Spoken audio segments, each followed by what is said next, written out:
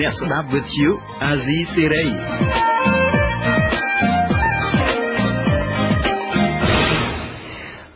បាទលោកអ្នកនាងជាទីមេត្រីខ្ញុំបាទជួនជម្រាបសួរលោកអ្នកនាងកញ្ញាជាថ្មីម្ដងទៀតនារាត្រីនេះយើងបានរៀបចំនីតិវេទិកាអ្នកស្ដាប់វិទ្យុអាស៊ីសេរីបន្ថែមដោយមានវាគ្មិនកិត្តិយស2រូបហើយវាគ្មិនកិត្តិយស2រូបទាំងនោះភ្ជាប់ជាមួយយើងតាមទូរស័ព្ទមួយរូបភ្ជាប់មកពីប្រទេសអូស្ត្រាលីក្រុងមែលប៊នគឺ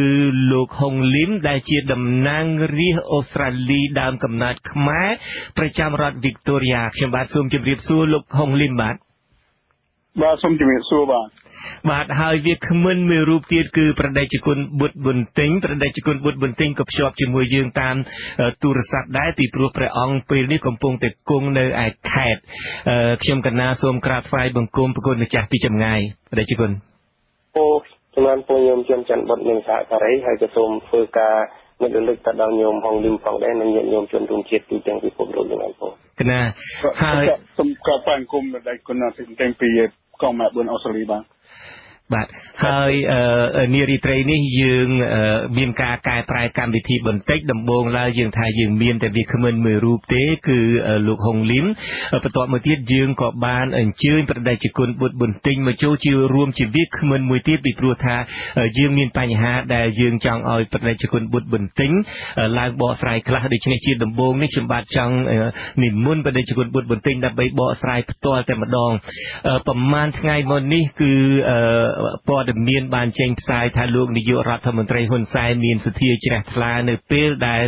លោកបានឮសូរពីទុក្ខសោកប្អូនរបស់លោកបណ្ឌិតកែមលីរៀបរាប់ថា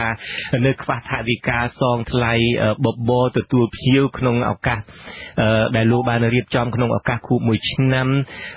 ឧទ្ទិសដល់បងរបស់គាត់គឺលោកបណ្ឌិតកែមលីដែលបានស្លាប់នោះហើយនៅខ្វះចម្ពាក់លុយគេម្ដុំជិត$8,000ទៀតហើយពេលនោះលោកនាយករដ្ឋមន្ត្រីហ៊ុនសែនក៏មានសទ្ធាជ្រះថ្លាក៏បានជួយថវិកាដល់តែ10000នៅពេលដែលមានរឿងនេះកើតឡើងក៏មានសំណួរជាច្រើនថាតើថវិកាដែលរៃអង្គាសកន្លងមកនេះដែលមានគណៈកម្មការបុណ្យរៃអង្គាសកន្លងមកនេះហើយនឹងថវិកានៅពេលដែលមនុស្សម្នាបានចូលបុណ្យក្នុងពិធីបុណ្យរបស់លោកបណ្ឌិតកែមលីទាំងពិធីបុណ្យសពនៅឯវត្តចាស់ទាំងពិធីបុណ្យដង្ហែសពទាំងពិធីបុណ្យ100ថ្ងៃបន្ទាប់មកទៀតអ្នកដែលចូលរួមយ៉ាងច្រើនកុះករនៅក្នុងពិធីបុណ្យមួយឆ្នាំនេះទៀតតើហេតុអីបានជាលុយនឹងទៅតាណាហើយមិនគ្រប់ថ្លៃសងបបររៀបចំពិធីបុណ្យនឹងផងតើបដិជគុណដែលជាអតីតគណៈកម្មការរៀបចំពិធីបុណ្យសពលោកបណ្ឌិតកែមលីនឹងមានបានដំណឹងអីខ្លះទេតាក់ទងនឹងរឿងការខ្វះខាតថវិកានេះសូមនិមន្តដល់គុណម្ចាស់ជំរាបពរញោមជនច័ន្ទបុត្រសាថ្មីនិងញាតិញោមអ្នកតាមដានស្ដាប់វិទ្យុអាស៊ីសេរីទាំងអស់អាត្មាមានឱកាសបានស្រាយពន្យល់ទៅបញ្ហាដែលចោទឡើងថាហេតុអីបានគណៈកម្មការធ្វើយ៉ាងរៀងក្រឹកក្រែងក្អាកក្អាយស្ដាយនឹងប្រមូលលុយពីទឹកសោករបស់លោកបណ្ឌិតកែមលីហើយគេចោទប្រកាន់ថាតាំងខ្លួនជាអ្នកកែមលីនិយមប៉ុន្តែជំពាក់លុយថ្លៃបបរោដោះមិនបានចម្រើនពោឲ្យជ្រាបពីដើមហេតុខាងដើមថាគណៈកម្មការបុណ្យសពគឺក្រោយពីបុណ្យសពរួចហើយវារំសាយទៅវិញស្វ័យប្រវត្តិឬក៏ថារលាយទៅវិញដោយស្វ័យប្រវត្តិហើយថវិកាដែលបុណ្យសពបានច្រើននោះគឺផែនការរបស់យើងធំបំផុតគឺរក្សាគ្រាប់ពូជវីរៈជនគឺជួយចិញ្ចឹមកូនលោកបណ្ឌិតកែមលីយើងបានយកទៅជួយកូនរបស់គាត់យើងអត់គិតរឿងខាត់ចំណេញរឿងបុណ្យទេពីព្រោះប្រពៃណីទំនៀមទម្លាប់ពុទ្ធសាសនាខ្មែរបុណ្យទីចំណាយគេអត់ដែលគិតរឿងខាត់ចំណេញដូចធ្វើជំនួយទេបើសិនជាអ្នកណាដែលនិយាយថាធ្វើបុណ្យខាត់ពួកនឹងគឺបលិបឡំបឡំបកោបានព្រោះប្រពៃណីបុណ្យខ្មែរយើងរាប់ម៉ឺនសតវត្សមកហើយហ្នឹងគឺអត់ដែលមានណាគេនិយាយរឿងបុណ្យខាត់ទេដែលធ្លាប់ឮអត់ក្នុងប្រវត្តិខ្មែរឬថាប្រវត្តិសាស្ត្រទំព័រប្រវត្តិសាស្ត្រណាមួយដែលគេនិយាយបុណ្យខាត់ព្រោះពាក្យថាបុណ្យគឺជាការបរិច្ចាគបុណ្យគឺជាការចាយវាយដោយមិនគិតចំណេញហើយបើអ្នកណានិយាយថាបុណ្យខាតអានឹងវាខុសហើយជារូបភាពមួយខុសឆ្គងសម្រាប់ណាយើងបង្កើតពាក្យដែលអត់មានប្រយោជន៍មកវិញព្រោះពាក្យខ្មែរគេមិនដែលឲ្យនិយាយបុណ្យខាតទេណាពួករឿងទី1រឿងទី2រឿងករណីបុណ្យ100ថ្ងៃមានគណៈកម្មការសមាជិកភាពដដែលឡើងមកចូលរួមធ្វើកិច្ចការបុណ្យ100ថ្ងៃជូនលោកបណ្ឌិតទាំងហើយរូបសំណាក នៅពីនោះញាតិញោមបានចូលរួមថវិកាទាំងក្នុងនិងក្រៅប្រទេសចំណាយចាយវាយបានសល់ជាង$5,000ខ្ញុំបកករណីអាត្មាភាពពិខុបុត្របន្ទិញបាននិមន្តទៅទីក្រុងបង្កក់យកទៅជូននិងញោមស្រីប៊ូរចនាដែលជាភរិយាលោកបណ្ឌិតកែមលីហើយថវិកាដែលយើងបានព្រមព្រៀងគ្នាថាគ្រប់ពេលទាំងពីរលើកនេះគឺធ្វើដើម្បីចិញ្ចឹមគ្រាប់ពូជរក្សាគ្រាប់ពូជយើងអត់ចង់ឲ្យគ្រាប់ពូជវីរៈជននឹងវារសាត់អណ្ដែតគ្មានកក់គ្មានត្រីយើងតាំងខ្លួនជាអ្នកស្រឡាញ់ប៉ុនកូន5អញ្ចឹមមិនរស់អានឹងវាអត់ត្រូវយើងគិតអ្នកនៅរស់អ្នកស្លាប់ទៅហើយយើងដឹងគុណយើងធ្វើគុណតបតាមលទ្ធភាពតែអ្នកនៅរស់ត្រូវបន្តជីវិតតទៅទៀតហើយយើងមិនមែនមានគ្រាប់ពូជវីរៈជនត្រឹមលោកបណ្ឌិតទេត្រូវមានកូន5នាក់ថែមទៀតដូច្នេះយើងធ្វើប្រាក់5,000ប៉ុន100ថ្ងៃសល់គឺយើងយកទៅជូនភរិយារបស់គាត់រឿងទី1ហើយរឿងទី2រឿងទី3ចំពោះការបន់មួយឆ្នាំគឺអត់មានគណៈកម្មការទេពួកអាត្មាអត់បានចូលរួមទេគឺនៅអូស្ត្រាលីនៅមែលប៊នទេទាំងអស់យើងអត់បានធ្វើទេរឿងខាតរឿងចំណេញយ៉ាងណាគឺជាអ្នកជួយបន់តែប៉ុណ្ណោះបើសិនជាប្រកាសថាបន់ខាតឯងជួយអានឹងធម្មតាបើឯងខាតចំណេញឬបើឯងរឿងអាត្មាអត់បានធ្វើផងគឺដល់បូដូច្នេះហើយអានឹងយើងនិយាយភាសាសាមញ្ញអាសរោះបន្តិចមិនព្រោះស្ដាប់ក៏ប៉ុន្តែយើងត្រូវតែហ៊ាននិយាយការពិតអញ្ចឹងប៉ុន្តែស្មាសូមទាញឧទាហរណ៍ឲ្យមួយទៀតឧទាហរណ៍ទី2គឺថាបនអ្នកទៅចូលរួមតាន់ប្រមាណជាមធ្យមទូលេខប្រហែល6,000នាក់ហើយបបរតាមការរៀបរៀបរបស់សាច់ញាតិថាអស់ប្រហែល95ខ្ទះឬក៏100ខ្ទះហើយប្រសិនបើអស់ប៉ុណ្ណឹង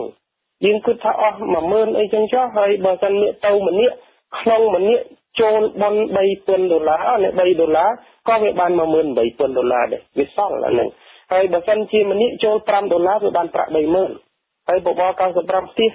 ប្រហែលទៅបានថ្លៃដល់ចំពាក់ប្រហែលពូហើយចូលរួមជួយអីថ្លៃប៉ុណ្ណាទៅអានឹងយើងយកមកគិតណាអត់ចោតប្រកាន់ទេធ្វើអត់ចោតទេប៉ុន្តែយើងលេងទាញហេតុផលទាក់លហីក៏ជាស្ដែងមកឲ្យធ្វើការពិចារណាហើយប្រសង51អង្គត្រូវនឹងអាយុរបស់គាត់ក្នុងមួយអង្គខ្លះប្រគិន20,000ទិញទីយទានថាអស់3-4,000ទៀតអញ្ចឹងថាក្នុងមួយអង្គចំណាយអស់$10អញ្ចឹង50អង្គអស់ប៉ុន្មានអត់តិចណាស់ចន្ទរពុទ្ធដូច្នេះវាចំពាក់គេនៅជ្រុងណាហើយចូលរួមថ្លៃប្រមាណអានឹងដែលយើងហ៊ានទាញយកឧទាហរណ៍បើសិនជាចំនួនមនុស្សចូល$3បាន$18,000បើសិនជាមនុស្សចូល$5ក្នុងម្នាក់វាបាន30,000ហើយមនុស្សដែលទៅចូលបនកេនដីមិនចូល10,000ទេចន្ទរពុទ្ធគេចូលច្រើនជាងនោះដូច្នេះទំនួលខុសត្រូវរបស់ក្រុមគ្រួសារសូមមេត្តាកុំជាប់ប្រកាន់អើយអំពើអាក្រក់នឹងវាសាយភីទៅប៉ះនឹងអ្នកដទៃកុំធ្វើរបៀបធូលីហុយឲ្យទៅប៉ះអ្នកដទៃសូមឲ្យចែកចំហាយបន់ចន្ទរពុទ្ធរឿងនេះគឺថាចែកចំហាយបន់ហើយបើហ៊ានធ្វើច្រកនេះអ្នកណាអ្នកសម្រាប់កិត្តិយសលោកឌីកែននេះកាលពីស្លាប់សូមទាញហេតុផលកាពីត្រង់នឹងយកសពតាំងពីម៉ោងដាញ់រួចណាយកទៅបោះចោលនៅឯខេត្តតាកែវមានសាធារណជនមហាជនប្រសង់គ្រប់អង្គខំប្រឹងប្រែងរក្សាសពលោកកែមលីទៅក្នុងទីក្រុងភ្នំពេញដើម្បីធ្វើបុណ្យជូនគាត់ឲ្យសមនឹងកិត្តិយសយើងធ្វើបានជោគជ័យមួយអានឹងទឹកដៃមហាជនណាហើយដល់ពេលបុណ្យគេចង់ឲ្យយើងយកសពចេញនឹងចេញតាំងពីថ្ងៃទី17ហើយមិនឲ្យដើរផ្លូវក្នុងទីក្រុងភ្នំពេញឲ្យដើរវាងទេយើងតស៊ូមតិបានជោគជ័យនៅពេលហ្នឹងហើយយើងបានទាំងហេសពលោកបណ្ឌិតបានសំរុំនឹងកិត្តិយសកិត្តិយានុភាពនិងគុណបំណាច់ដែលលោកបានធ្វើចំពោះសង្គមជាតិរបស់លោកយើងបានធ្វើបានបន100ថ្ងៃយើងធ្វើបានប៉ុន្តែនេះតើគ្រូសាមានបានសហការជាមួយនឹងមហាជនជាមួយនឹងអីប៉ុណ្ណាដូច្នេះអានឹងអាត្មាសូមមិនធ្វើការទីទានទេពីព្រោះគុណលោកបណ្ឌិតកែមលីនិងកិត្តិយសរបស់លោកបណ្ឌិតកែមលីមិនគួរត្រូវបានយកមកលេងសើចជាលក្ខណៈផលប្រយោជន៍បុគ្គលឬក៏ក្រុមហើយជាពិសេសទីនោះមិនគួរយកកិត្តិយសរបស់លោកបណ្ឌិតកែមលីយកមកលេងនឹងនយោបាយទុច្ចរិតដោយសពថ្ងៃនេះទេណាបងដូចគុណម្ចាស់មានដីកាអំបញ្ញមិញថាមិនគួរយកមរណភាពរបស់លោកបណ្ឌិតកែមលីឲ្យទៅជាផលប្រយោជន៍បុគ្គលនឹងធ្វើជាលបែងអីបែបនេះទុច្ចរិតអីបែបនេះតើបដិជនចង់មានដីកាថាម៉េចចំណុចនេះដែលគុណម្ចាស់ជំរាបពូឃើញថារឿងប្រើប្រាស់ការគិនយាមគង្ហែងមិនអោយរៀបចំបន់ដោយស្បួលហើយក៏រឿងដង្ហែនឹងក៏ហាមឃាត់មិនអោយយើងដើរតាមផ្លូវមួយដែលងាយស្រួលមិនសហការដែលត្រឹមត្រូវហើយដល់ពេលយុទ្ធធម៌មិនគិតខំប្រឹងរយើងគិតប្រឹងយកប្រាក់មកអោយថ្លៃបបរយើងតម្លៃលោកបណ្ឌិតកែមលីថ្លៃស្មើបបរហ្នឹងឯងច្រើនពោហើយយុទ្ធធម៌នៅមកកគោកនៅនឹងមុខមិនក៏មិនរមិនធ្វើដូច្នេះលេងនយោបាយបែបបបរគឺនយោបាយបបរច្រើនពោអាត្មា សូមជំរាបពរព្រះចាស់អ្នកណាលេងនយោបាយបបពុះបបហ្នឹងណាពុះដែលគុណម្ចាស់ឥឡូវយើងផ្អាកការជជែកអំពីរឿងខ្វះលុយថ្លៃបបរអំពីរឿងសទ្ធាជ្រះថ្លាឬមួយក៏លបែងទុច្ចរិតអីយ៉ាងណានឹងប៉ុណ្ណឹងសិនចុះខ្ញុំកណាពេលនេះចង់បានប្រតិកម្មរបស់ប្រគុណម្ចាស់តាក់ទងទៅនឹងសមាជិករបស់បណ្ដាញព្រះសង្ឃឯករាជ្យមួយអង្គព្រះនាមហនសុផានីនឹងដែលពេលនេះនឹងតុលាការនឹងសម្រេចសាលាឧទ្ធរណ៍នឹងសម្រេចបានរក្សាការសម្រេចរបស់តុលាការខេត្តបាត់ដំបងនឹងបន្តឃុំបកាយព្រះសង្ឃនឹងតទៅទៀតហើយការដែលបន្តឃុំនឹងគឺមិនមានហេតុផលអីក្រៅពីថាកំពុងស្ថិតនៅការស៊ើបអង្កេតនៅឡើយតើប្រគុណម្ចាស់មានប្រតិកម្មបែបណាដែរចំពោះបញ្ហាដែលបន្តឃុំឃាំងសមាជិករបស់បណ្ដាញព្រះសង្ឃឯករាជ្យមួយអង្គនេះថ្លែងគុំបាទបងចំណានពោអាត្មាមើលឃើញថាសង្គមយើងរឿងអយុត្តិធម៌រឿងរំលោភសិទ្ធិមនុស្សអត់ខ្លាចមកខ្លាចកំភ្លើងជឿបើសិនជាយើងគិតរបៀបស្រាលចេះវាគ្មានន័យទេសម្រាប់សេចក្តីសុខនិងភាពរុងរឿងរបស់ជាតិប៉ុន្តែតាមអាត្មាបានតាមដានសាច់រឿងនៃការឃុំឃាំងព្រះអង្គហនសុផានីមិនមែនមកពីកាន់កំភ្លើងជឿទេគឺមកពីការប្រើប្រាស់សារនយោបាយនិងការចូលរួមសកម្មភាពនយោបាយរបស់ព្រះអង្គហនសុផានីនឹងច្រើនជាពិសេសគឺគណៈកាលចុងក្រោយព្រះអង្គជាអ្នកកាន់កិច្ចការធ្វើការសម្របសម្រួលឃ្លាំមើលលទ្ធផលឆ្នោតសង្កាត់អូចាហើយព្រះអង្គលោកធ្វើការសកម្មនៅក្នុងសង្កាត់អូចាហើយរឿងទី2គឺហនសុផានីនេះចូលចិត្តចាក់ដោតពាក្យសម្ដីមិនសូវព្រោះទៅជាមួយនឹងអ្នកដឹកនាំបច្ចុប្បន្នជាពិសេសគឺប្រើពាក្យមិនព្រោះដាក់នាយករដ្ឋមន្ត្រីណាស់បងហើយដល់ពេលយើងបានសិក្សាដឹងសាច់រឿងនៅក្នុងសាលាការខេត្តបាត់ដំបងព្រោះតាំងដែលយកទៅដាក់បន្ទុកគឺថត screen ចេញពី Facebook ហើយសាររបស់ព្រះអង្គហនសុផានីហើយនៅពីនោះគឺយើងមិនសូវឃើញមានព្រោះតាំងដាវឬក៏កំភ្លើងជឿទេព្រោះតាំងដែលឃើញច្រើនជាងគេស៊ូច្រើនជាងគេគឺបញ្ហាដែលគេថត screen ទុកចំណុចត្រង់នេះអាត្មាសូមផ្ដាំផ្ញើដល់ញាតិញោមអ្នកលេងបណ្ដាញសង្គម Facebook បើនិយាយពាក្យពិតឲ្យគ្មានប្រយោជន៍នេះថាគុំនិយាយនឹមតែគេថត screen ទុកថ្ងៃណាមួយគេនឹងប្រមូលមកទាំងអស់ហើយចម្រើនពោលថាបើយើងជាមនុស្សផ្ទៀងផ្ទាត់របស់គេការនិយាយស្ដីរបស់យើងដែលបង្ហោះចូលបង្ហោះនៅលើគេហទំព័រ Facebook របស់យើងគឺគេថត screen ទុក24ម៉ោងហើយចំណានពោលដូច្នេះបើរឿងពាក្យពិត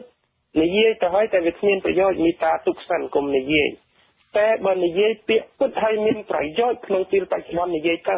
និយាយពាក្យពិតហើយមានប្រយោជន៍ដល់ជនរួមជាតិបើយើងមានរឿងគេជួយការពារអញ្ចឹងចំណុចនេះវាសំខាន់ជាងប៉ុន្តែព្រះអង្គហនសុផានីអាត្មាបានឃើញសារទាំងអស់នោះហើយប្រាប់ថាសារនឹងបានលើពាក្យនឹងពាក្យជប់គុកប្រាប់ឲ្យលោកចោលហើយលោកមិនត្រឹមក៏គេថត screen អស់ចឹងទៅហើយរឿងកាន់កំបិតកាន់ដាវនឹងពេលហ្នឹងគឺទៅព្រីឡង់ព្រីព្រះរកាកំបិតអស់ហ្នឹងគឺកាន់ទៅព្រីហ្មងពូហើយហេតុទី2មុនចូលឆ្នាំកាន់តែកំបិតហ្នឹងទ្រុសជុំវិញវត្តបង្អាតវត្តមុនចូលឆ្នាំខ្មែរ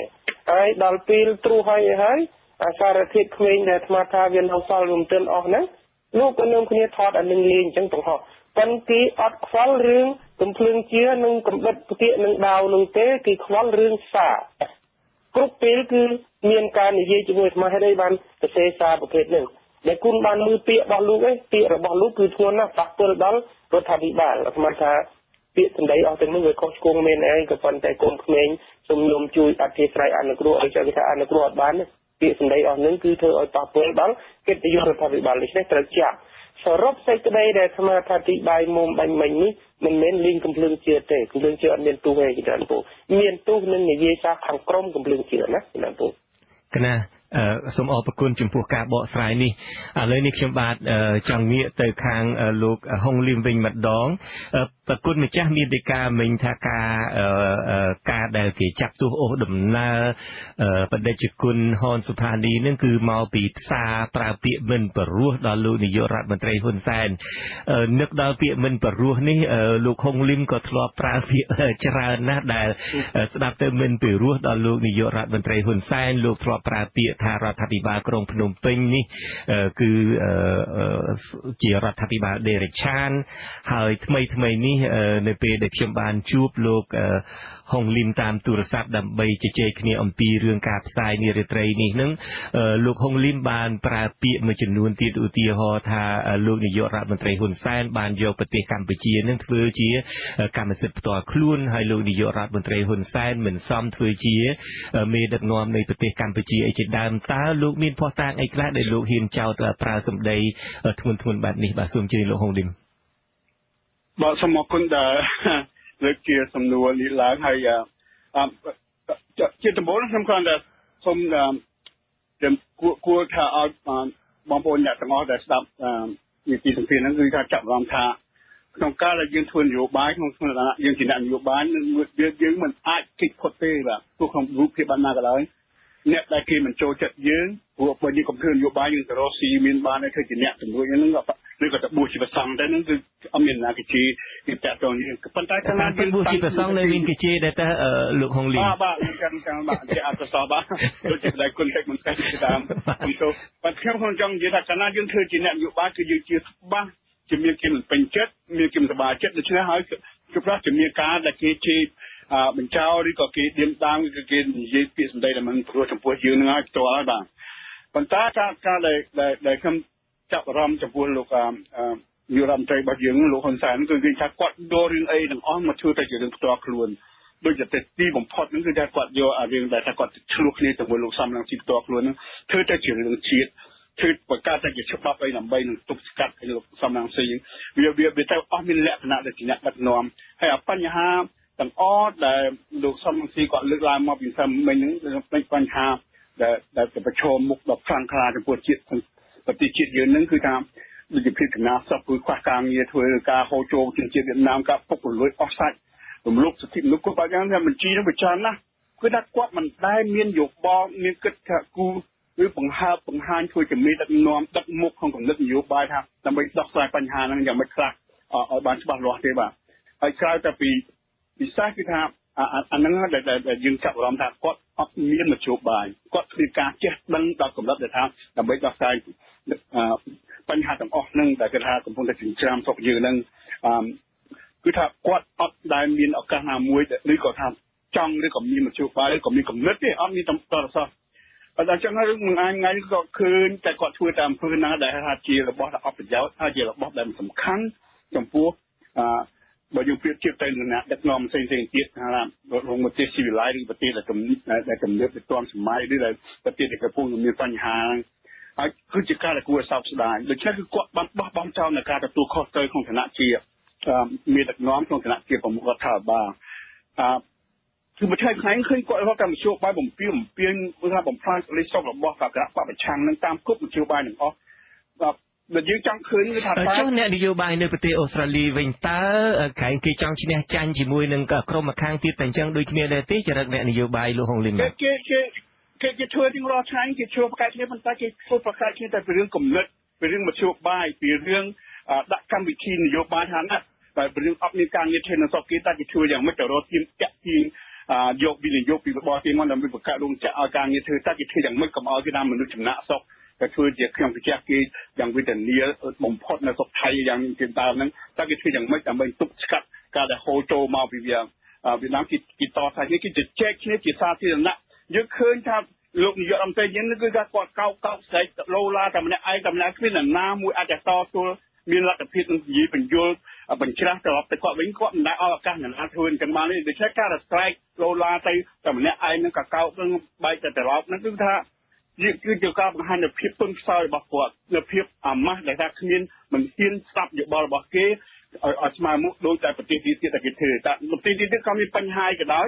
គឺគេយកមកចែកស្មើមុខគ្នាឲ្យដើម្បីឲ្យប្រជាជនអស់នោះមានយុគអាចស្ដាប់បាននូវយោបល់ផ្សេងក្នុងបញ្ហាណាមួយដែលប្រឈមជាមួយចំពោះជាតិហើយបញ្ហាប្រឈមមុខចំពោះជាតិយើងសម្ដែងកំពុងខ្លាំងក្លាណាស់បាទពីពិសេសរឿងពលរដ្ឋទឹកដីពីរឿងព្រំដែនហើយពិសេសពីរឿងតែការដែលហូរចូលមកដែលយើងអត់មានធ្វើអីសោះប៉ុន្តែប្រទេសថៃប្រទេសវៀតណាមឬសូម្បីតែប្រទេសឡាវសម្ដែងគឺថាគេដាក់អីណាមកពាត់ទាំងយើងណានៅណាតាមព្រំដែនឡាវឯណាទៀតផងគឺឃើញយើងមានតែយើងគួរចោលមកទៀតអស់រលីងហើយ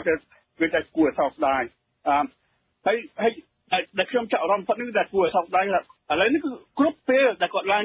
ពីឱកាសយកឱកាសដែលថាប្រកួតសញ្ញាបត្រហ្នឹងយកឱកាសដើម្បីតែគ្រាន់តែជេរហ្នឹងប្រើពីអសុរោះហើយចុងក្រោយបំផុតដែលខ្ញុំតាមមើលនឹងច្រើនដងអាចុងក្រោយបំផុតនេះគឺពេលដែលគាត់គម្រាមកំហែងគឺថាសម្លុតថាបើសិនជាលោកសំរងស៊ីហ៊ានតែចូលមកក៏នឹងចាប់ដាក់គុកអីយ៉ាងចឹងតែប៉ុន្តែមុនតែនោះសិនថាចង់ឲ្យសម្លាប់100ឬ200នាក់បើសិនក៏បោះឆ្នោតចាញ់រឿងហ្នឹងហើយមុនមកយើងគាត់លឺសិនតែបបិទជ្រាវាយឆ្កែហើយប៉ុន្តែដែលយើងទាំងអស់គ្នាមិនបានចាប់អារម្មណ៍នេះគាត់ថាក្មេងៗទាំងអស់នេះដែលគេតែទទួលសញ្ញាបត្រហ្នឹងគឺជាឱកាសដែលសប្បាយរីករាយរបស់គ្នារបស់អាណត្តិគិតខំចាក់ឡើងកសាងអនាគតនោះទៅលឺតែពីអសរោះមកហ្នឹងគឺវាជាគំរូអាក្រក់ធ្វើឲ្យបាក់ទឹកចិត្តធ្វើឲ្យគិតថាណាអាជេរបចោគេហ្នឹងតាមជាវិជុតាមអីជាសាធារណៈហ្នឹងវាជារឿងធម្មតាទៅជាវប្បធម៌មួយទៅធម្មតាហើយវាមិនមែនថាវប្បធម៌ជាវប្បធម៌ថោកទាបពុករលួយខាងផ្លូវចិត្តដែលគ្មានសិលធម៌គ្មានការទទួលខុសត្រូវមានលក្ខណៈជាណាមេទឹកនាំទេបាទហើយខ្ញុំមិនដឹងថាតើអ្នកដែលគ្រប់គ្រងលោកសំរងស៊ីប៉ុន្តែយើងថាចំបានពីព្រោះឥឡូវនេះយើងដឹងហើយថានៅសំបីនៅក្រុងភ្នំពេញមនុស្សជាង 50% គេលេចបោះឆ្នោតឲ្យគាត់ហើយគាត់មិនដឹងខ្លួនទៀតទេហើយយើងមិននឹងនិយាយពីលោកកែមលីហ្នឹងណាកាលតែគាត់សពបាត់បង់ជីវិតដល់គួរឲ្យសោកស្ដាយដែលគួរឲ្យរំភើបចិត្តហ្នឹងគឺមនុស្សជាង2លាននាក់ដែលគេចេញមកដើរមកហែក្បួនមកគាត់តែទាំងអស់ហ្នឹងមិនមែនជាមុខសញ្ញាឬគឺជាសារដែលបង្ហាញឲ្យគាត់ថាគាត់នឹងគួរតែកែប្រែទេអានេះទាំងអស់ណាដល់ថាបង្ហាញឃើញថាគាត់អស់មានលក្ខណៈជាទឹកនាំហើយឥឡូវនេះមិនចាំមិនដឹងទេដូចយើងឃើញកន្លងមកទៅរាប់ររបៀបយើងស៊ីសវណ្ណខ្សាយរបៀបអាក្មេងលប៉ិចលប៉ក់ហើយអាណាទៀតមកធ្វើបាតកម្មអីជួបប្តឹងជួបសម្លាប់ជួបរករឿងគេឬជួបធ្វើដួលប្រកាច់នៅតាមអីទៅគ្រប់គ្រងរបៀបហ្នឹងហើយរករបៀបហ្នឹងមកធ្វើការជាមួយគឺថាជីវិតជាការដែលគឺថាយើងនឹងវាអស់សង្ឃឹមហ្មងគឺថាមនុស្សនេះអស់មានលក្ខណៈជាមនុស្សដែលថាដឹកនាំគេបានដល់ទៀតហើយតែបើយើងគឺភាពទៅអន្តរជាតិដែលគាត់ប្រកាសថាគាត់សម្រាប់មនុស្ស100%អ្នកព្រាមហ្នឹងគឺទាំងប្រសង់មានច្រើនវត្តទៅពីប្រទេសអូស្ត្រាលីគ្រប់ state អូស្ត្រាលីយើងខ្ញុំបានទៅជួបជាមួយនឹងសមាជិកសភានៅក្រុងកងបរានខ្ញុំតបគេពីហើយនៅភ័យពីពួកយើងភ័យប្រងខាត់គាត់នឹងអនុវត្តនៅការដែលគាត់ប្រកាសហ្នឹងតែបើមិនជាគាត់នឹងអាចសម្រាប់គេ100 200អ្នកឬក៏ធ្វើជារដ្ឋប្រហារនៅថ្ងៃគាត់បោះឆ្នោតពេលយើងបោះឆ្នោតកាត់គុំយើងភ័យប្រងរឿងហ្នឹងមកហើយដូច្នេះគេវាអកសរទេពួកនោះអ្នកជនបរទេសនៅគ្រប់ពេញពិភពលោកទាំងមូលគេមិនបាននឹងគាត់ប្រើពាក្យសម្ដីរបៀបហ្នឹងគាត់មានអកប្បកិរិយារបៀបហ្នឹងដូច្នេះបងប្អូនខ្ញុំនិយាយមនុស្សសោះសម្ដីតជាតិនិយាយសពូជហ្នឹងគឺថាជារឿងធន់ទង់ហ្មងណាហើយអីមកខ្មែរយើងទទួលចឹងបានប៉ុន្តែយើងក៏ដឹងដែរថាអ្នកស្រុកនៅភ្នំពេញឬនៅក្រុងធំៗទាំងអស់ហ្នឹងគេលែងទទួលបានយកហើយដូច្នេះហើយបានគេបោះឆ្នោតប្រឆាំងដូច្នេះហើយបានគេបោះឆ្នោតលែងទទួលគាត់ខ្ញុំសង្ឃឹមទេសង្ឃឹមថាលោកហ៊ុនសែនខ្លួនឯងហ្នឹងគ្រួសាររបស់គាត់ហ្នឹងឬក៏ក្រុមអ្នកដែលថាណាគ្រប់គ្រងគាត់ហ្នឹងពេលព្រឹកព្រលឹមឡើងរាល់ថ្ងៃដែលចេញពីផ្ទះមកហ្នឹងបើកឡានមកហ្នឹងហើយមើលជុំវិញខ្លួនហ្នឹងមានមនុស្សជាងពាក់កណ្ដាលដែលគេអត់ពេញចិត្តខ្លួនទេមានមនុស្សជាងពាក់កណ្ដាលដែលគេអត់បោះឆ្នោតឲ្យខ្លួនទេហើយហ្នឹងគឺថានៅចំកណ្ដាលក្រុងភ្នំពេញហោះជាបេះដូងរបស់ជាតិផងដែលជាអ្នកដែលថាជាអ្នកដែលចេះដឹងប៉ុន្តែជាអ្នកដែលទៅពីគ្មានពីទិសតគេទៅគ្រប់គ្រងគាត់នឹងបំផុតហើយគេនៅតែជាបោះរហូតដល់លឹះលុបជាងពាក់កណ្ដាលគេមិនបោះឲ្យខ្លួនអាហ្នឹងគឺជាមុខសញ្ញាដឹងថាអ្នកស្រុកយើងនឹងមានសតិសម្បជញ្ញៈដែរតែគេមិនចាំបានមានយ៉ាងចឹងទេបាទអាហ្នឹងដែលខ្ញុំចង់និយាយថាគួរតែគាត់គិតឡើងស្រួលបួលធ្វើឲ្យហើយប៉ុន្តែមានពេលរហូតមកគាត់មានមធ្យោបាយគាត់អាចមានមធ្យោបាយអាចធ្វើឲ្យបានរហូតមកជាង30ឆ្នាំចឹងដដែលអរិទ្ធពីរបៀបហ្នឹងគឺការទៅគួរឲ្យសោកស្ដាយបំផុតបាទបាទអរគុណលោកហុងលីមបាទលោកអ្នកនាងក៏អាចចូលរួមសួរសំណួរទៅកាន់វាគ្មិនកិត្តិយសរបស់នីតិយើងដែរដែលហៅមកទូរស័ព្ទលេខ012 811 911 011 811 911និងលេខលើតុ023 211 804បាទឥឡូវនេះខ្ញុំសូមអញ្ជើញលោកអ្នកស្ដាប់ម្នាក់ដែលបានហៅមកសន្ទុះហើយខ្ញុំបានឲ្យគាត់រងចាំគឺលោកសំរិទ្ធពីខេត្តព្រៃវែងបាទសូមអញ្ជើញលោកសំរិទ្ធបាទបាទឡូបាទសូមជម្រាបសួរលោកហុងលីមហើយជនច័ន្ទបតហើយនឹងប្រាប់ទូលបេតិគុណផងសំណួរខ្ញុំថាតើអាពិធីដែលចាប់ប្រកង់ចាប់ជាបរិវត្តកម្មជននេះហ្នឹងជាការញុះញង់របស់រាជរដ្ឋាភិបាលឬក៏ដូចជាលោកនាយករដ្ឋមន្ត្រីហ៊ុនសែនដើម្បីឲ្យផ្ទុះកំហឹងឲ្យមានបញ្ហាដើម្បីពជាការបោះឆ្នោតដែរឬទេព្រោះយើងមើលទៅរាល់ថ្ងៃហ្នឹងអ្វីនៅលើ សភាពការបច្ចុប្បន្នហ្នឹងគឺវាមានបញ្ហាច្រើនដែរពេលមិនងាកទៅដោះស្រាយទេមកបកកើតរឿងដូចជាលោកសំទីអញ្ចឹងឲ្យលោកខ្លាហើយរឿងចាប់កម្មជនដីធ្លីអីចឹងតើអាហ្នឹងគឺជាការញុះញង់របស់យុរដ្ឋមន្ត្រីដើម្បីជាយុទ្ធវិធីឲ្យប្រជាពលរដ្ឋទូកំណឹងហើយនឹងប្រជាពលរដ្ឋនឹងក្រោកឡើងហើយនឹងមានព្រឹត្តិការណ៍អីមួយទៅជានៃការបោះឆ្នោតខ្ញុំចង់សួរចំនួននេះទៅលោកលឹមហុងអងលឹមហើយនឹងឬក៏មេតិគុណក៏បានដែរហើយទស្សនៈរបស់ខ្ញុំបាទដោយសារកន្លងទៅនេះយើងដឹងហើយកាច់រាប់7លាន700លានដុល្លារហើយប្រៃឈើមួយថ្ងៃចាំយុវជនពីការមកទៅមួយថ្ងៃ1លានដុល្លារអីចឹងយើងអត់មានទៅដោះស្រាយស្រាប់មកបង្កើតរឿងគណៈបកប្រឆាំងរឿងដូចបំវាយព្រឹត្តិការណ៍នឹងឲ្យប្រជាពលរដ្ឋនឹងបំវែងតាមដានព័ត៌មានសម្បីតែទីសេរីពី OA RSI ហ្នឹងក៏ទៅតាមដានរឿងផ្លាស់បញ្ញារឿងប្តឹងផ្ដាល់រឿង logo របស់គណៈបកដែលអញ្ចឹងភ្លេចអារឿងបំផ្លាញជាតិធំនោះអញ្ចឹងជាយុទ្ធសាស្ត្រអញ្ចឹងតើយុរដ្ឋមន្ត្រីនោះគាត់ដឹងថាចាញ់ឆ្នោតបានគាត់ធ្វើអញ្ចឹងឬក៏គាត់ជាទម្លាប់គាត់អញ្ចឹងបង្កើតរឿងបង្កើតបញ្ហាអញ្ចឹងបាទអរគុណលោកសម្រិទ្ធបាទបដិជនអាចមាននៃការតបវិញបានទេការដែលមានបញ្ហាកន្លងមកនេះការដែលបង្កើតជាបាបរារាំងលោកសំរៀងស៊ីការដែលចាប់សកម្មជនការដែលចាប់ប្រសង់អីហ្នឹងគឺជាការញុះញង់របស់លោកនាយករដ្ឋមន្ត្រីទេដើម្បីឲ្យប្រជាពលរដ្ឋបះបោរឡើងទៅហើយយកលេសហ្នឹងដើម្បីមានការពន្យាពេលរបស់ឆ្នោតនេះជាដើមសូមនិមន្តដោយគុណម្ចាស់អូចម្រើនពូបើកើតចេញពីអ្នកនយោបាយជាទូទៅគេមិនសូវប្រើថាញុះញង់គេថាព្រឹត្តិការណ៍ស្រុកយើងអាត្មាសូមទាញឧទាហរណ៍ឲ្យញាតិញោមជ្រាបថាពេលដែលមានបញ្ហាដោះមិនបានគឺគេបង្កើតព្រឹត្តិការណ៍មួយទេដើម្បីទៅដូរនឹងព្រឹត្តិការណ៍មួយយើងទាញឧទាហរណ៍ជិបគៀងនយោបាយថ្មីនេះ2013មួយឆ្នាំជិតមួយឆ្នាំដើម្បីឲ្យដោះចេញទៅបង្កើតព្រឹត្តិការណ៍នៅស្ពាននេះមួយដើម្បីឲ្យដោះព្រឹត្តិការណ៍នឹងរួចអញ្ចឹងព្រឹត្តិការណ៍ដោះព្រឹត្តិការណ៍ចុះខ្មែរយើងបញ្ហាអត់ដែលបានដោះដោយមធ្យោបាយនិងដោយវិធីសាស្ត្របានផលប្រយោជន៍ទៅដល់ជនរួមជាតិទេគឺមានតែដោះគ្រាន់តែឲ្យរួចខ្លួនម្ដងម្កាលតាមរយៈបង្កើតព្រឹត្តិការណ៍នយោបាយរឿងទី1ឧទាហរណ៍រឿងទី2ឧទាហរណ៍ជប់គៀងឆ្នាំ1998ទៅបាញ់ដេនៅខេត្តសៀមរាបមុខបងជ័យបងចំដើម្បីបញ្ចប់ភាពជប់គៀងនយោបាយដូច្នេះហើយអាត្មាមើលឃើញថាអ្នកនយោបាយស្រុកខ្មែរយើងហ៊ានអួតថាខ្លួនឯងអ្នកនយោបាយជើងចាស់តែជាអ្នកនយោបាយក្លាហានក៏ប៉ុន្តែចង់បញ្ចប់ការធ្វើនយោបាយរបស់ខ្លួនអត់ដែលមានដំណោះស្រាយទេ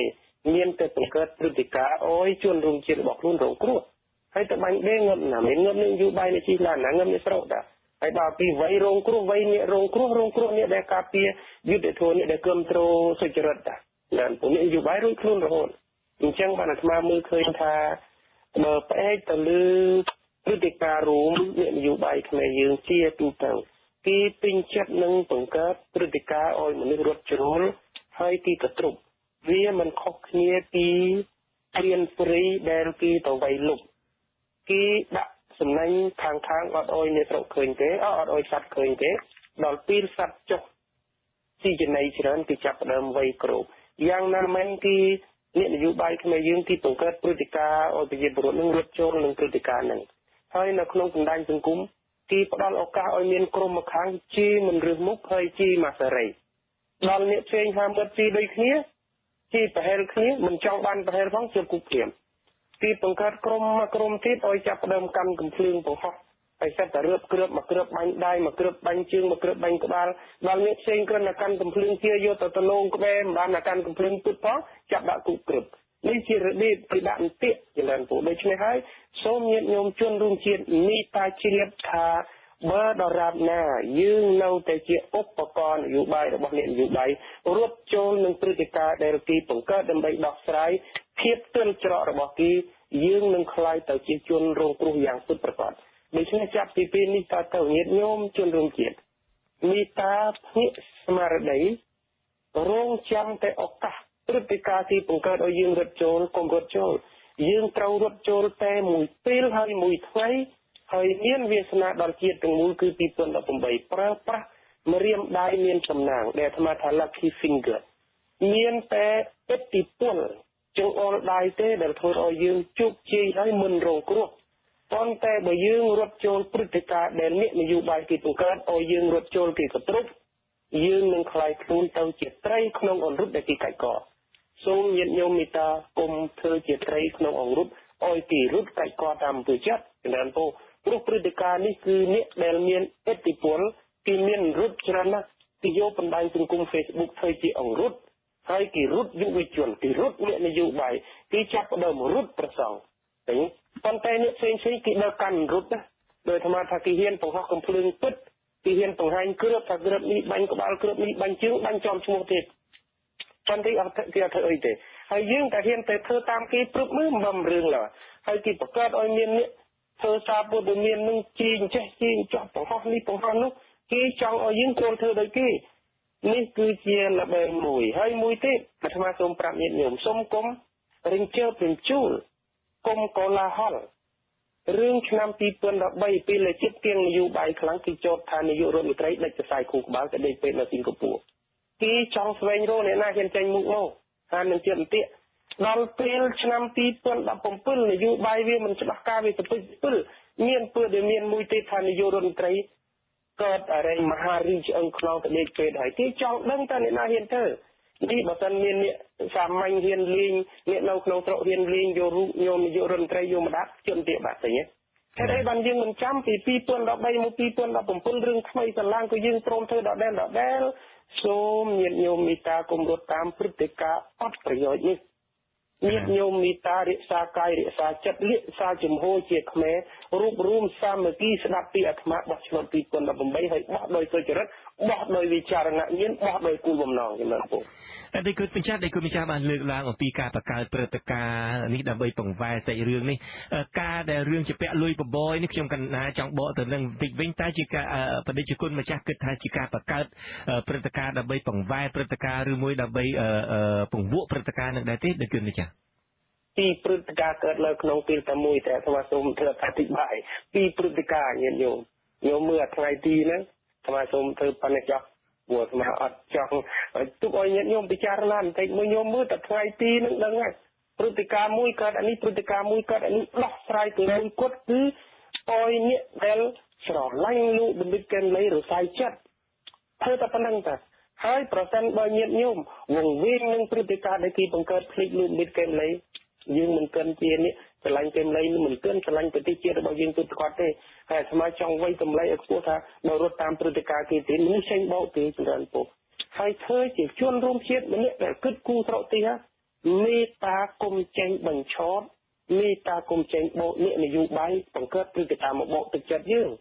ที่ประคับพฤติการที่ขนมเป็นแต่มวยเอาพลิกลูกแกมไล่ประหยัดนะอันนึงแต่สมาขนมเนี่ยมันนี่เองใหญ่เวียนเท่าบ้านฉะนั้นให้เรานี่มันจังใหญ่กาพุดเตียงสร้างไว้เนี่ยโยมมือได้จังตีนอุติหอยโยมสนับวิ่งมาดอก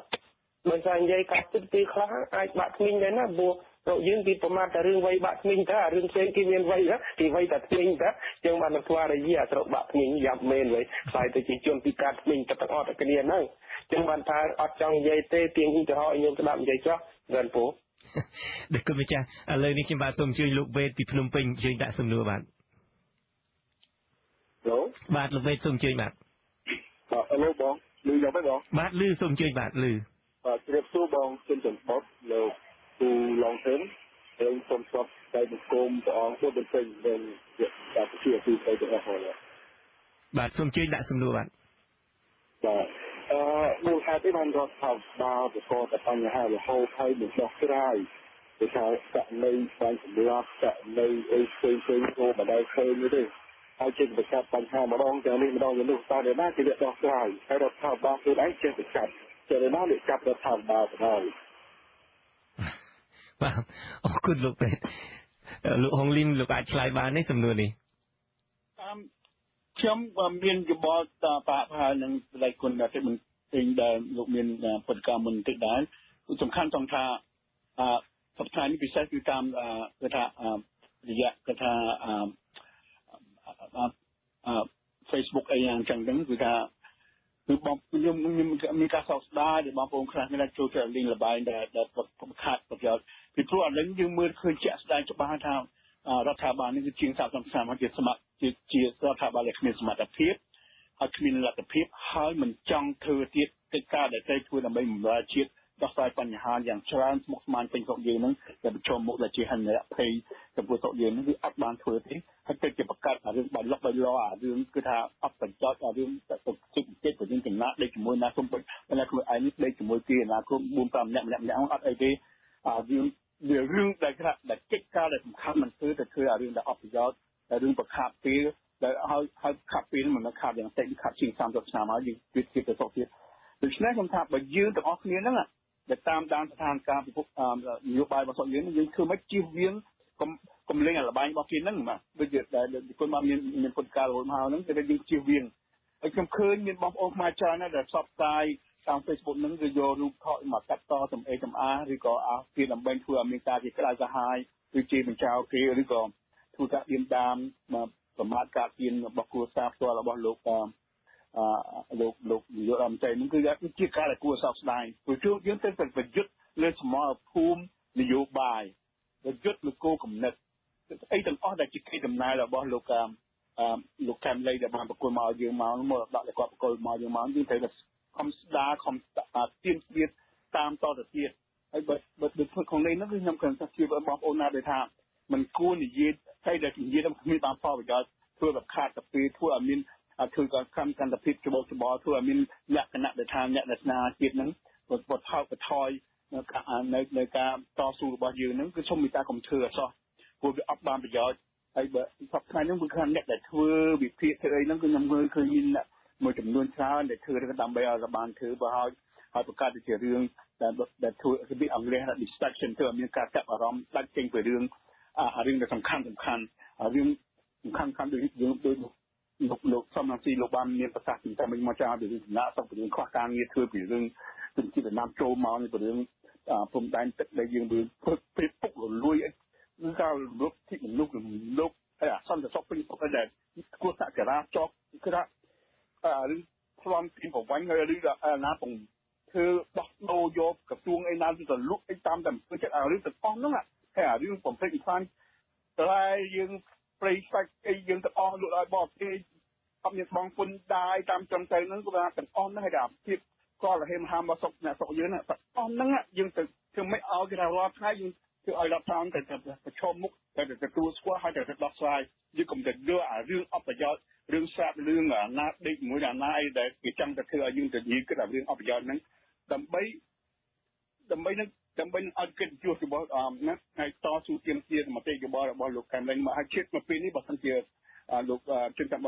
មិនយកតទីខ្ញុំគាត់សូមធ្វើការពីនីវទៅលោកប្អូនលោកកែមលីថាយើងខ្ញុំមិនដឹងថាលោកខ្វះខាតខ្ញុំមិនចង់បន្ទោឬចង់និយាយក្នុងរឿងដូចតែតាមបែបបទដែលគុណបុតមន្ត្រីបានមានពុទ្ធិកាទេតាវាមានរបបដែលទទួលបនលុយបនហ្នឹងបាទហ្នឹងខ្ញុំទទួលស្គាល់នៅលោកហ្នឹងថាធម្មតាគេធ្វើបងគេមិនដែលថាបននេះប្រទេសខាតអីយ៉ាងចឹងទេខ្ញុំទទួលជាពេញនេះយើងអ្នកចាស់រស់នៅទីស្រុកណានេះយើងធ្វើបងគេមិនដែលមានរឿងអញ្ចឹងទេបាទប៉ុន្តែខ្ញុំក៏សូមពីនីវទៅគ្រួសាររបស់លោកកែមលី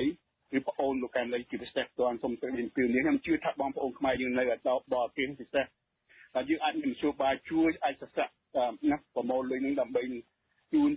ជាជំនួយទៅការខ្វះខាតរបស់លោកប្អូនហ្នឹងបាទសូមមេត្តាលោកប្អូនមេត្តាកុំទទួលយកលុយពីលោកហ៊ុនសែនមកពីព្រោះដើម្បីទុកឲ្យកិត្តិយសទៅរូបវិញ្ញាណខណ្ឌទៅកំពង់ខ្ពស់វរៈបរិសុទ្ធជាតិយើងដែលមានតែមួយបាទសូមមេត្តាកុំទទួលលុយគេបាទលុយតែ 7,000 ទៅ 8,000 យើងខ្ញុំអាចប្រមូលគ្នាដើម្បីជូនជាសយសប្តាហ៍សូមលោកប្អូនមេត្តាកុំធ្វើឲ្យខូចឈ្មោះគុំប្រមាថមើលងាយវិញ្ញាណខណ្ឌរបស់លោកកែមលីបាទហេតុអីលោកហុងលឹមខ្ញុំបាទសូមកាត់ប្រសាសន៍បន្តិចហេតុអីគ្រាន់តែមានមនុស្សមានសទ្ធាជ្រះថ្លាជាពិសេសមេដឹកនាំរបស់ប្រទេសកម្ពុជាផងឃើញការខ្វះខាតរបស់គ្រួសារលោកបណ្ឌិតកែមលីហើយការដែលចូលទៅនឹងធ្វើឲ្យខូចកិត្តិយសខូចកិត្តិនាមរបស់លោកបណ្ឌិតទៅវិញតែយើងទាំងអស់គ្នាដឹងហើយថានេះជារឿងទ្វេជ្ញាតជ្រាបផងយើងដឹងហើយថានរណាជាអ្នកសម្រាប់លោកកែមលីយើងដឹងហើយថានរណាជាអ្នកដែលរៀបចំហើយយើងដឹងថានរណាដែលបានយើងដឹងពីដូចតែគុណមានពុទ្ធិកាមុននឹងគេធ្វើ មិនឲ្យមានការដែលហែកក្បួនបានស្រួលព្រោះគេធ្វើឲ្យមានការពិបាកធ្វើបាក់យ៉ាងទាំងអស់គេធ្វើគ្រប់បែបយ៉ាងទាំងអស់ដើម្បីបំផាក់កំណត់ស្មារតីរបស់លោកកែមលីទាំងអស់ហ្នឹងដូច្នេះគឺថាគឺជាស្ត្រីខាងកំណត់ជាស្ត្រីខាងឧត្តមគតិជាស្ត្រីនៅគោលបំណងសុខវិថីនៃផលប្រយោជន៍របស់ប្រទេសដូច្នេះយើងយ៉ាងហត់ណាស់ក៏ត្រូវតែគោរពនៅវិញ្ញាណក្ខន្ធរបស់លោកកែមលីក្នុងចំណុចទាំងអស់ហ្នឹងដែលលោកទាមទារចង់ឲ្យមានការផ្លាស់ប្ដូរដើម្បីឲ្យមានយុត្តិធម៌ក្នុងសង្គមដើម្បីឲ្យមានការរីកចម្រើនដល់ត្រឹមត្រូវដល់បំបត្តិអំពើពុករលួយទាំងអស់ហ្នឹងដែលតំណាងឲ្យគឺថាចំណុចរបស់ហ្នឹងរបស់ក្នុងនាមក្នុងការដែលលោកបាត់បង់ជីវិតទៅហ្នឹងហើយបើយើងទៅដោយសារតែរឿងដែលខុសបប$7,000យើងយកទៅទទួលលុយពីអ្នកដែលយើងសង្ស័យដែលអ្នកដែលយើងដឹងថាអាចនឹងមានតំណែងតំណងហើយតែពិសេសយើងមើលទៅឃើញគ្រប់បែបភាពទាំងអស់គឺមានទួលនីតិតំណែងទទួលខុសត្រូវយើងចង់ឲ្យតាំងពីសិទ្ធិពលិកាតាំងពីពើបញ្ញាទៅតាំងពីជួយសេនិកតាំងពីជាវិជាតាំងពីដែលគុណសំបន្ទឿនតាំងពីរហូតមកបាញ់ធ្វើយ៉ាងមានអាណត្តិដោះស្រាយណាហើយបើយើងទៅទទួលលុយពីសភាវៈរបៀបហ្នឹងមកបាត់ឯងយើងទៅជួយើងប្រមាថមើលងាយនៅវិញ្ញាណក្ខន្ធអ្នកទាំងអស់នោះដែលស្លាប់ដោយអយុត្តិធម៌ដែលស្លាប់ដោយគេថាដែលយើងដឹងថាដោយគឺតែរបបដីឆាហ្នឹងដែលធ្វើឲ្យអ្នកទាំងអស់ហ្នឹងសុខយើងធ្លាក់ខ្លួនដុំដាតរហូតដល់ប៉ុណ្ណឹងតែឥឡូវមានហេតុអ្នកភ័យដែលថាអញខ្លាចទៅជាកម្មវិធីកម្មទី2ដល់គ្រប់បែបបទអស់ព្រោះយើងឃើញទាំងអស់នឹងតែកំពុងកើតឡើងរាល់ថ្ងៃនេះគឺមានគ្រោះថ្នាក់ធ្ងន់ណាស់ហើយដែលថាគេមិនដោះស្រាយទេគេមិនចង់ដោះស្រាយហើយគ្មានយល់នឹងគឺសមត្ថភាពដោះស្រាយទៀតហើយយើងទៅលេងអាលបែង$7,000 $8,000នេះគឺជាការប្រមាថមើលខ្លួនឯងផងជាការប្រមាថមើលវិញ្ញាណក្ខន្ធដែលមនុស្សដែលយើងគោរពស្រឡាញ់បំផុតដល់ពួកគាត់ប្រាប់យើងថាឲ្យជួបទឹកភ្នែកធ្វើដំណើរតមុខទៀតយើងមិនធ្វើដំណើរតមុខទៀតយើងត្រឡប់ទៅគាត់ទៅលុបជង្គង់ធំដូចគេយ៉ាងម៉េចតែមិនរួចទេបាទអរគុណលោកហុងលឹមបាទតាមពិតខ្ញុំចង់បានអញ្ជើញលោកអ្នកស្ដាប់ហៅមកម្នាក់ទៀតប៉ុន្តែវេលាវាគៀកណាស់ហើយខ្ញុំបាទសូមទោសផងលោកសវុតពីកពតខ្ញុំថានឹងត្រៀមហៅលោកទៅហើយប៉ុន្តែវេលាវាដល់ចំពោះលោកវាគ្មិនទាំងពីរខ្ញុំបាទនឹងបន្តកិច្ចពិភាក្សាជាមួយនឹងលោកវាគ្មិននឹងបន្តិចទៀតនៅក្នុងកម្មវិធីផ្សាយទូរទស្សន៍របស់យើងដែលចាប់ផ្ដើមពីម៉ោង8:35នាទីម៉ោងនៅភ្នំពេញឥឡូវនេះសល់1នាទីចុងក្រោយខ្ញុំបាទសូមនិមន្តបដិជគុណបុត្របន្ទិញដើម្បីមានដីកាចុងក្រោយបាទ1នាទីគត់ពលខ្ញុំបានពោលសូមឲ្យញាតិញោមអ្នកស្រឡាញ់វីរភាពនិងគោរពលោកបណ្ឌិតកែមលីមេត្តារាជការជំហរដដែលយើងគ្រាន់តែមើលឃើញថានេះជាលោកកវេទនីមានន័យថាជាពុកព្រួយរបស់លោកីនេះដែល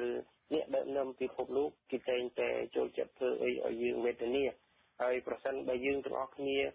ចាត់ទុកលោកកែមលីជាសរណៈរបស់ជាតិយើងទាំងអស់គ្នាត្រូវតែរក្សាជំហរដដែលទោះជាមានព្រឹត្តិការណ៍ឬក៏មានរលកនយោបាយណាមួយមកប៉ះទង្គិចនឹងផ្លូវចិត្តយើងក៏ដោយក៏យើងនៅតែរក្សាផ្នូរលោកកែមលីទុកក្នុងបេះដូងហើយវីរភាពរបស់លោកកែមលីក៏យើងចាត់ទុកនៅក្នុងបេះដូងរបស់យើងហើយប្រើប្រាស់អនុសាសន៍និងគំនិតរបស់លោកបណ្ឌិតកែមលីក្នុងគោលបំណងតែមួយគត់គឺការពារផលប្រយោជន៍ជាតិនិងធ្វើយ៉ាងណាឲ្យប្រទេសខ្មែរយើងមានភាពសុខដុមរមនាសម្រាប់ពលបាទខ្ញុំកណាសូមអរគុណដល់គុណម្ចាស់ហើយនឹងអរគុណដល់លោកហុងលីមផងដែរនៅក្នុងការផ្សាយរបស់ទូរទស្សន៍អាស៊ីសេរីដែលនឹងចាប់ផ្ដើមនៅម៉ោង8:35នាទីនេះក្រៅពីការសម្ភាសលោកហុងលីមហើយនឹងបដិជគុណបុត្របន្ទិញបន្តទៀតនឹងខ្ញុំបាទក៏នឹងមានដកស្រង់ប្រសាសន៍សំខាន់របស់លោកបណ្ឌិតកែមលីដែលលោកធ្លាប់មានប្រសាសន៍នៅពេលដែលលោកមានជីវិតនៅឡើយដើម្បីចាក់ជូនលោកអ្នកនាងដើម្បីស្ដាប់និងទស្សនាផងដែរបាទសូមអញ្ជើញលោកអ្នកនាងដែលមានលទ្ធភាពក្នុងការប្រើប្រាស់ប្រព័ន្ធអ៊ីនធឺណិតហើយចូល Facebook សូមរងចាំទស្សនាការផ្សាយរបស់យើងនាពេលបន្តិចទៀតនេះបាទការផ្សាយរបស់ VTV អាស៊ីសេរីសម្រាប់យប់ថ្ងៃប្រហ័សនេះចាប់តែត្រឹមនេះខ្ញុំបាទសូមអរគុណនិងសូមជម្រាបលារីករាយសួស្តី